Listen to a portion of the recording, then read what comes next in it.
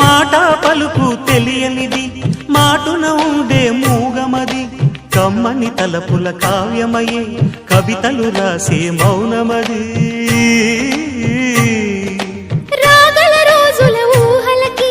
స్వాగతమిచ్చే రాగమది శృతిలయలరగని ఊపిరికి స్వరములు కూర్చే గానమది ఋతువుల రంగులు మార్చేది కల్పన కలిగిన మది భావం బ్రతుకును పాటగా మలిచేది మనసున కదిలి